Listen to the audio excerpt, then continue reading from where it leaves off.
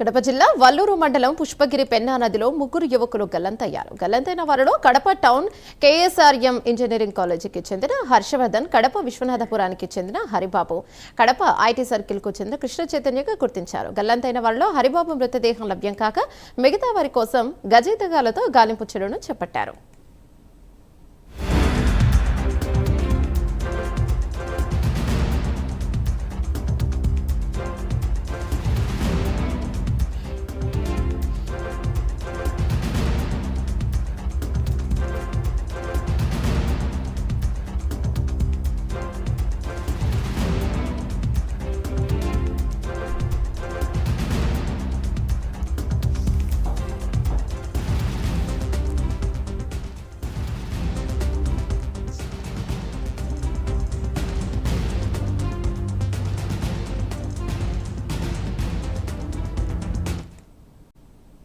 కడప జిల్లా వల్లూరు మండలం పుష్పగిరి పెన్నా నదిలో ముగ్గురు యువకులు గల్లంతయ్యారు. గల్లంతైన వారిలో కడప టౌన్ కేఎస్ఆర్ఎం ఇంజనీరింగ్ కాలేజీకి చెందిన హర్షవర్ధన్, కడప విశ్వనాథపురానికి చెందిన హరిబాబు, కడప ఐటీ సర్కిల్కు చెందిన కృష్ణ చైతన్యగా గుర్తించారు. గల్లంతైన వారిలో హరిబాబు మృతదేహం లభ్యం కాక మిగతా వారి కోసం గజేతగాలతో గాలింపు చర్యలను చేపట్టారు. దీనిపై మరింత సమాచారం మా కరెస్పాండెంట్ సుధీర్ అందిస్తారు. రైట్ సుధీర్, చెప్పండి.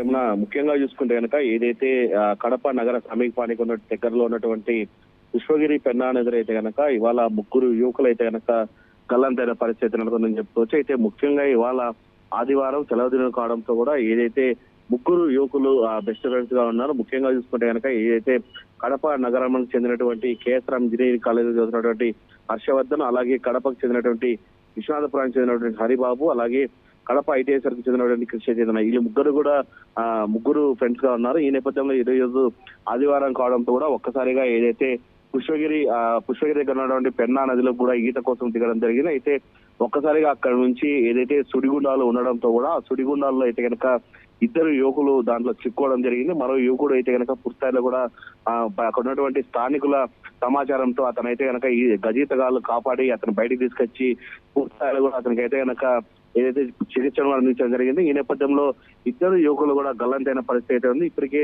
పోలీసులు అక్కడికి చేరుకోవడం జరిగింది. అయితే రాత్రి కావడంతో కూడా పూర్తిస్థాయిలో కూడా గజేతగాళ్ళు కూడా పూర్తిస్థాయిలో రేపు ఉదయం కూడా ఏదైతే ఈత జల్లెడ పట్టి రెండు మృతదేహాలు కూడా బయటకు తీస్తామని చెప్పడం జరిగింది. ఈ నేపథ్యంలో హరిబాబు అయితే కనుక పూర్తిస్థాయిలో కూడా మృతదేహాన్ని బయటికి తీయడం జరిగింది. తల్లిదండ్రులు సంఘటన స్థలానికి చేరుకోవడం జరిగింది. పూర్తిస్థాయిలో కూడా ఆ ప్రాంతం అయితే కనుక ఏదైతే హరిబాబు మృతదేహం పూర్తిస్థాయిలో కూడా అక్కడైతే తల్లిదండ్రులు దళాన్ని వాలిపోయారని చెప్పుకోవచ్చు. రెండు మృతదేహాల కోసం గాలింపు చర్యలు అయితే చేపట్టారు.